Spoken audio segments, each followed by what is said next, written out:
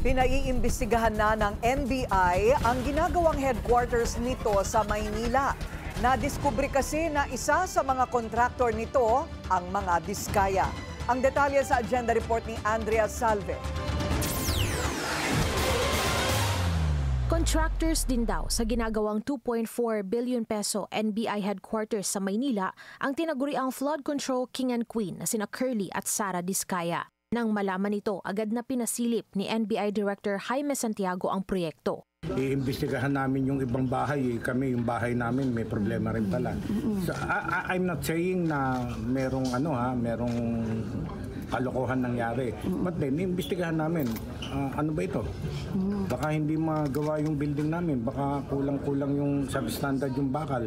Makikipag-ugnayan ng NBI kay DPWH Secretary Vince Dizon. Ang ahensya raw kasi ang nagpabid sa proyekto. Sa DPWH website, 2 kontrata ang makikitang nakapangalan dito. Una, ang site development of NBI Headquarters Complex Building, including demolition of existing structures. Hawak ito ng Top-Notch Catalyst Builders Incorporated. May contract cost na 72.4 million pesos at tagged as completed. Pangalawa naman ang construction of building establishment of the NBI facility including civil works, na hawak naman ng Waymaker General Contractor OPC na siyang pagmamay-ari ng mga Diskaya.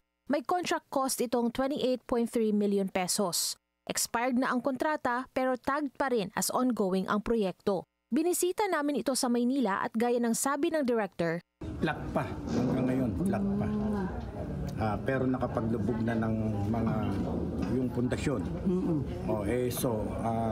May mga engineers kami, papacheck ko, tama ba yung pagkakalubog. Nitong nakalipas na linggo, may impormasyong kumalat na sasampahan ng reklamo ng ilang mambabatas ang mag-asawang Diskaya matapos silang kaladkarin sa flood control scandal. Pagtitiyak ni Santiago sakaling matuloy ito, hindi nila ituturing na gospel truth ang sasabihin ng mga dawit na kongresista. Hindi raw nito maiimpluwensyahan ang ginagawa nilang investigasyon. Para sa agenda, Andrea Salve, Billionaire News Channel. Manatiling nakatutok sa Billionaire News Channel. Sumubaybay sa aming social media accounts at mag-subscribe sa aming YouTube channel para sa mga bago at eksklusibong balita.